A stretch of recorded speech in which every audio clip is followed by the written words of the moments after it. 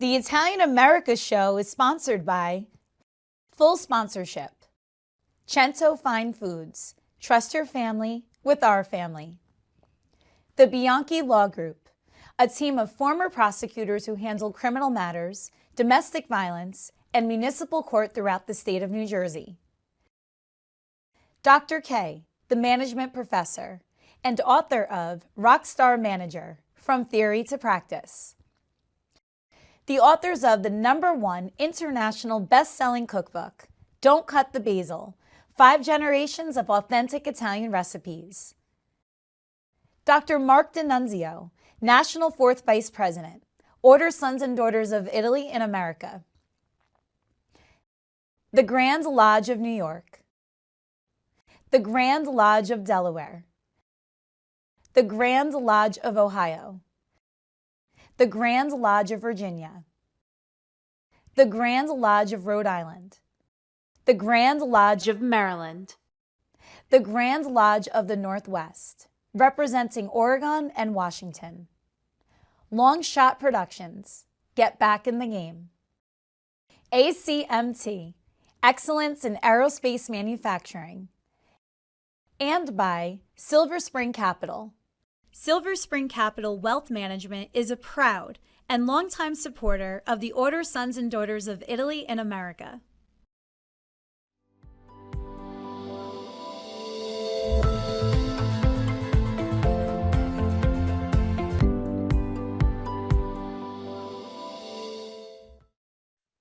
Hello, my name is Bob Bianchi, and I'm honored to be the National President of the Order Sons and Daughters of Italy in America.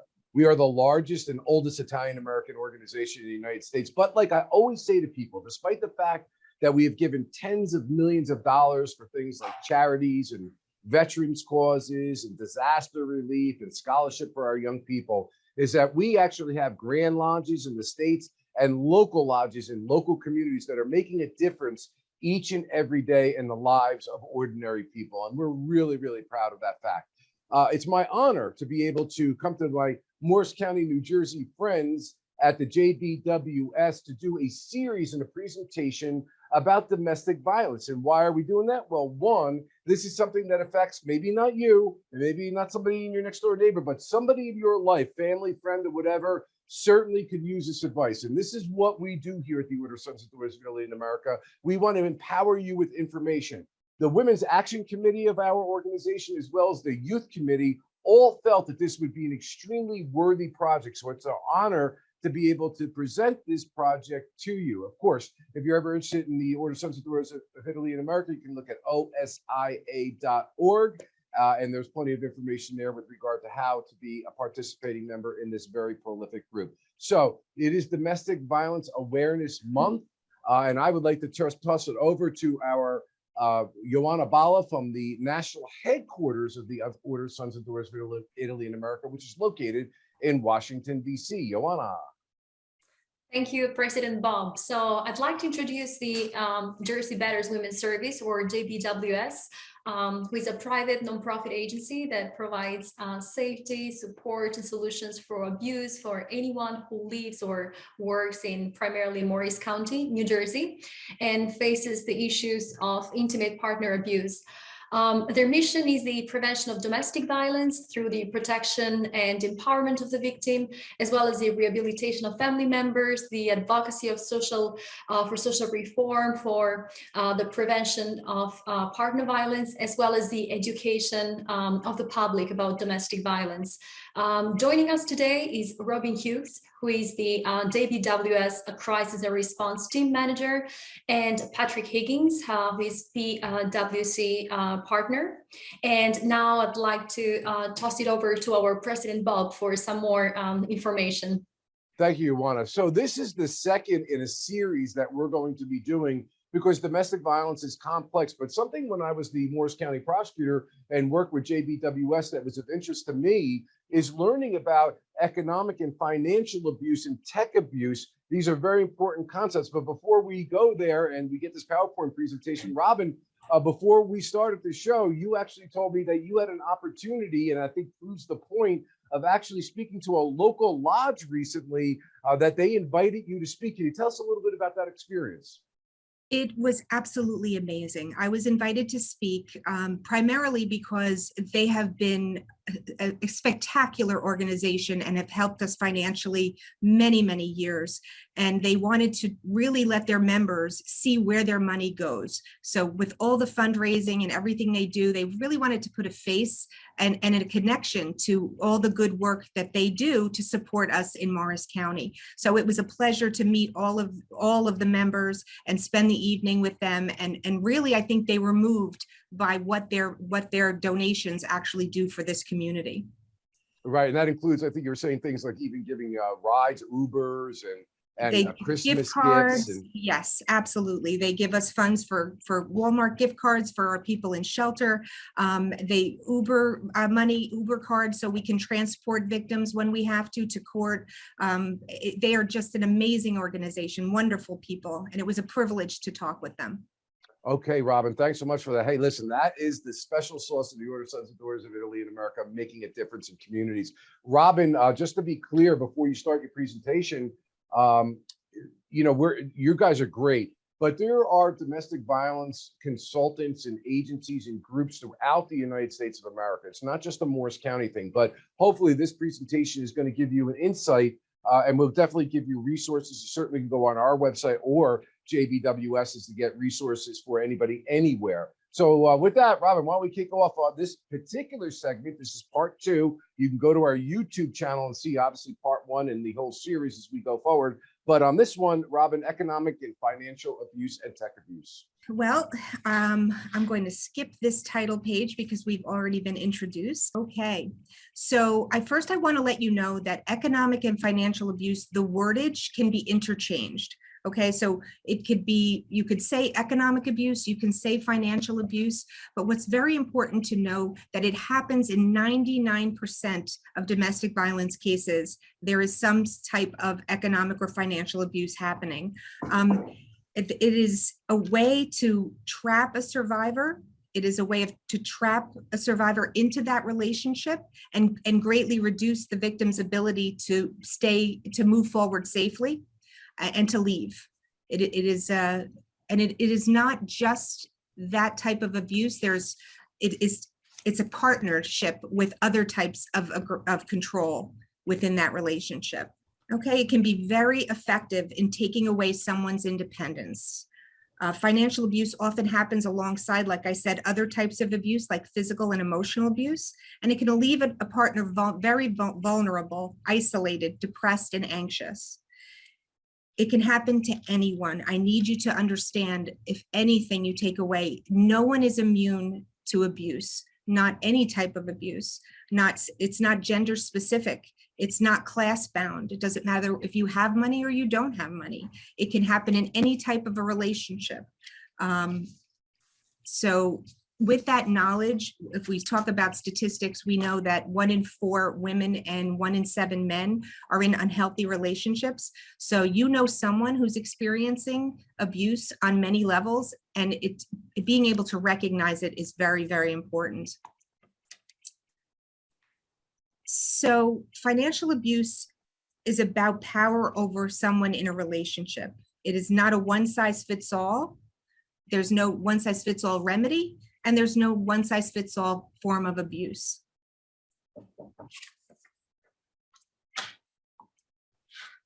Okay, so being able to recognize the signs of someone being financially abused can be very, very difficult, because unless you're living in that household, you're not seeing what's happening every day. We sometimes see a glimpse into people's lives, but we really don't know the ins and outs of what's happening in those relationships every single day in their home. It begins with small things. It's very slow. Control takes place over time. It doesn't happen out of the gate. Because believe me, if someone stepped into a relationship right out of the gate and these signs were present, no one would stay in it. So it's insidious, and it happens very, very slowly. It can limit a person's access to anything that they haven't bought themselves, and even sometimes things that they bought themselves. It's someone really limiting their access to necessities sometimes, including diapers, formula, inability to pay rent. So One partner insisting on handling. These are some of the signs I want you to be aware of. So you have one partner who insists on handling all the finances, everything that goes out, everything that comes in. They limit their partner's ability to earn money, and I'll talk about that a little bit. And then they give an allowance or restrict a budget without input. So they're not, it's really a lack of communication, and it's someone having power over another person. So I think of a story. I had met with a survivor, and they were trying to break away from this abusive relationship. And it was layers of abuse, physical, emotional, and financial. And every time they went to the supermarket, their partner would take the receipt and they would literally empty the grocery bag one item at a time and check off the items that were purchased and then demand the change back to the penny. So this person wasn't even allowed to save $1 to get a cup of coffee. That's control. That is about control, and it limits an ability of a person.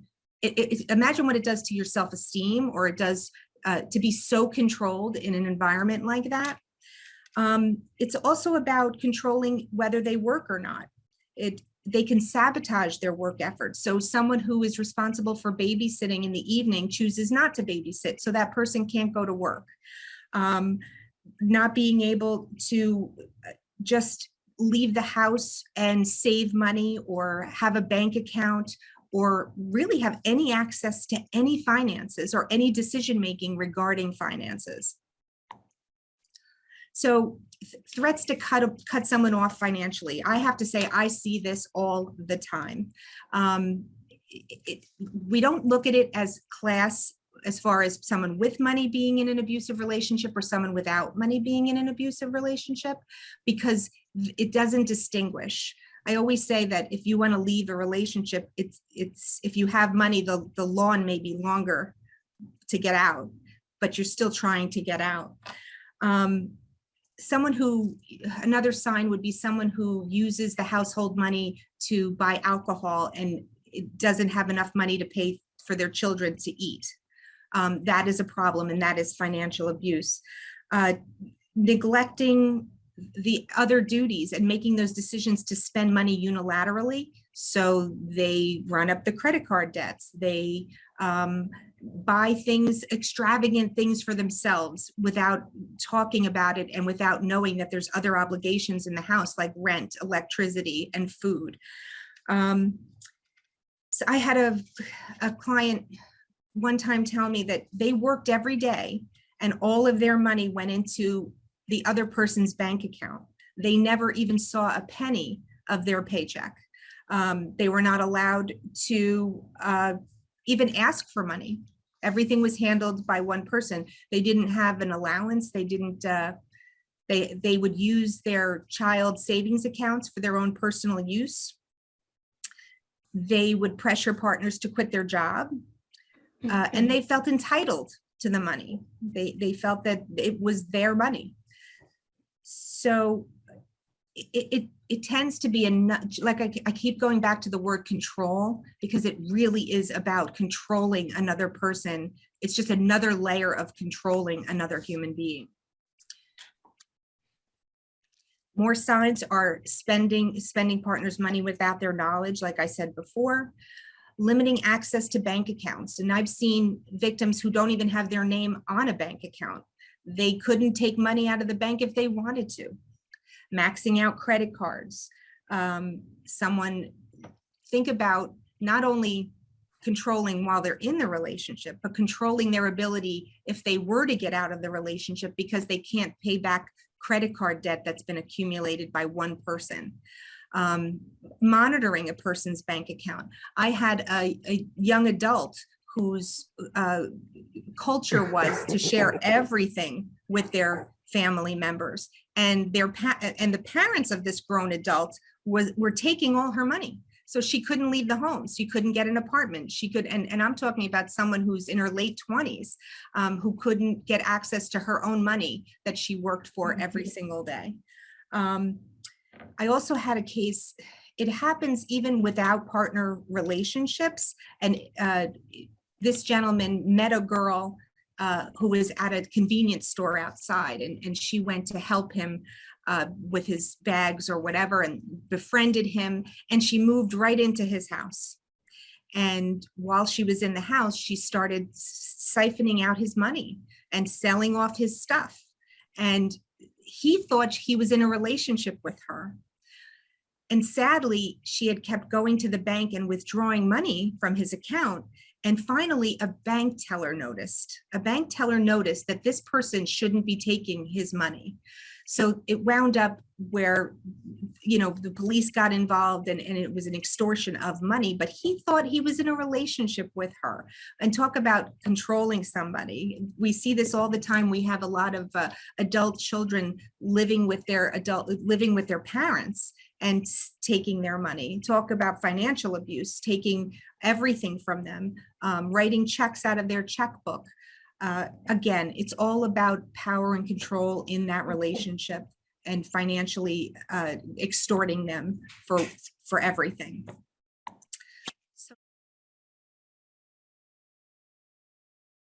What's the secret to my famous margarita pizza? Fresh basil, fresh mozzarella, and cento. People ask my wife, what's the secret to your bolognese? A little of this, a pinch of that, and cento. Grandma passed on 2 family secrets. Saute, don't fry, and always cook with cento. It's no secret that the best tasting dishes use cento, San Marzano tomatoes imported from Italy, with nothing added, just authentic flavor for authentic Italian cooking. Cento, trust your family with our family. So now I'm going to share, I'm going to yield the floor to Patrick, who we have partnered with, who does amazing work helping our clients to understand and to benefit from his knowledge and how they can move forward safely. Thanks so much, Robin. And to give a little bit of background, so I'm not only a partner at PwC, but I'm also a board member on JBWS. And you can hear the passion of Robin's voice as she talks about serving our clients just with an extraordinary amount of passion. And if there's one thing that I would say from her presentation on financial abuse, it's that the whole point of all that is it's making it hard for the survivor of abuse to leave. Right? You think twice whenever you're the victim of financial abuse about leaving the situation, because you can't fathom, how am I going to survive? How am I going to pay the bills? How am I going to be able to, afford the roof over my head and food every week for my son or my daughter? And that's the control that Robin is talking about. And in abusive relationships, it happens in almost every one of those relationships. So let's talk about the partnership between JBWS and PwC. So when we joined the board, and it's over a decade ago that we joined the board, we had a process of educating youth on financial literacy. And we said, hey, it's called Access Your Potential. And we said, hey, we have this Access Your Potential program, JBWS. Do you think it would be helpful if we took that curriculum and just started with, some of our clients at JBWS, teaching them about basic financial literacy? They said, yeah, that's great idea. So we did that for a year, and what we realized was, as Robin mentioned, you have clients at JBWS that span the socioeconomic spectrum, right? You have people that have a lot of money, you have people that have no money. So what we decided after a year, and we do this every year, is how can we refine and tailor that curriculum to be meaningful to a broad base of abuse survivors. And if you go to the next slide, I'll give a quick overview of some of the modules that we cover with JBWS clients. The first one's about exploring jobs and increasing human capital We have some clients that have a high school education, some clients that don't even have that. We have other clients that have college degrees and master's degrees, right? So the basics of this curriculum are, first and foremost, what are the jobs that are hot in the United States today, right? And in particular, in Morris County, right? And based on those jobs, what are those jobs required? What skill sets are required? What educational level is required? Can we marry up some of the skill sets that the survivors have to what some of those opportunities are? So this is really just giving folks knowledge about where there's hot demands in the marketplace today and the skill sets that they need to meet that demand if they don't have a job or they're looking to, candidly enhance what they bring home in terms of money. So that's one that candidly was not part of our financial literacy curriculum to begin with, but we work together with our consultants. We're a large, consulting organization, and kind of dovetailed that with JBWS counselors to put together a presentation that's meaningful for our clients. The other one is credit report and debt prevention, just basic skills in monitoring your credit and eliminating debt, things that you can do if you are in debt, how to find out whether you have bad credit or not. Remember, survivors of abuse have been, for the most part, prevented from accessing any of this personal information that pertains to them as an individual. So this module is just about teaching them how to do that, right? Again, giving them baseline knowledge to monitor their credit, and to the extent they're left with a lot of debt, how means and resources that they can tap into to reduce that debt burden. Personal information and identity theft, we'll spend more time on that when we go through the technology portion of the presentation, but that module is exactly, kind of what it sounds like. What are the steps that you take if you think your identity has been stolen? Saving and investing, sometimes this is relevant and sometimes it's not. We usually teach classes of anywhere between 5 and 10 clients at JBWS. Sometimes saving and investing is a relevant topic. Other times, candidly, it's not. The gist of that is just demonstrating to folks that don't have a lot of knowledge around saving and investing, like, listen, if you save $1,000 when you're young or today, it doubles every 7 years, and the longer you wait to save money, the less money you're going to have whenever you're older, right?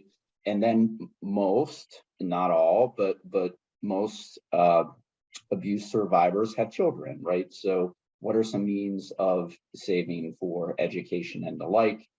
We have a module on risk management and insurance, and we also have a module on budgeting, which is really getting into the basics of what do I have, what do I want, and how do I get what I want based on what I have. And that's really a core part of the PwC and JBWS partnership.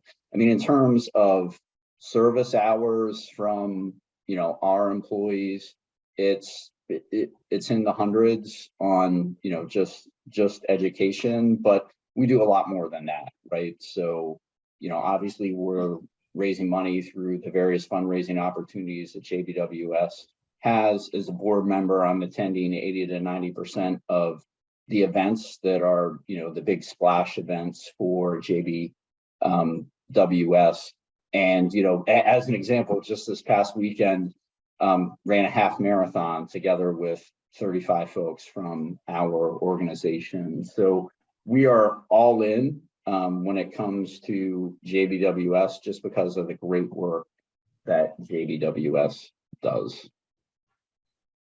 All right, guys, very, very interesting. If you don't mind, we can, do you have more? I'm sorry. Yep, he has one more slide. This is for Patrick. Sorry. Yeah, and what I would say, go ahead and put the the pictures on the slide. You can put them all up, and I will cover them, Bob, in kind of rapid fire, right? So at JBWS, you have clients that are at various stages of interacting with the organization. JBWS has a safe house where the survivors of abuse are taken out of the situation and are living now on their own, right? You also have folks that are interacting with JBWS that are still involved in an abusive relationship and living at home in an abusive relationship. So our advice on, surviving financial abuse really is intended to meet the survivors where they are, right? So the first one, rent a box, right? So a good way to start being an individual and having control over your own personal financial information is having your own mailbox to have things sent to, right? So establish and get your own mailbox. Have your own life insurance. Create your own wills.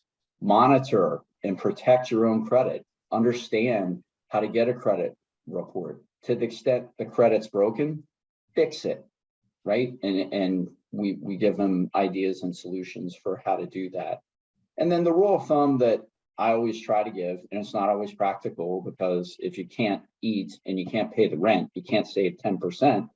But to the extent you have a job and you can eat and you can pay the rent, I always recommend start, saving on the side, like 10%, like build a rainy day fund.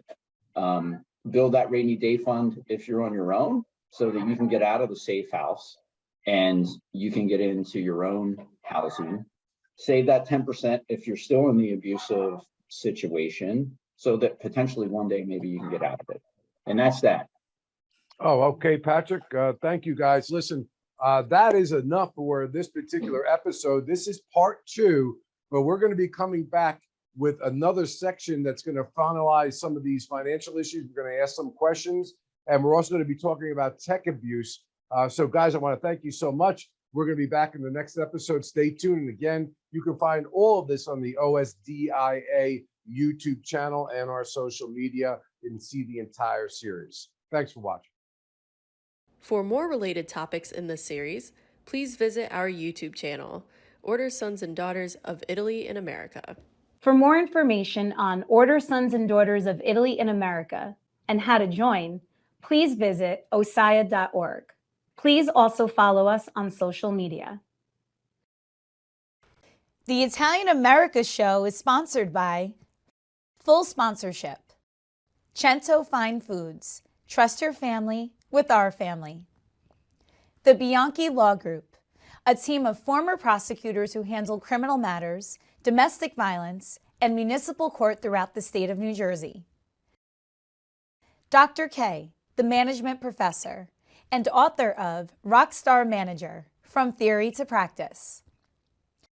The authors of the #1 international best-selling cookbook, Don't Cut the Basil, 5 Generations of Authentic Italian Recipes.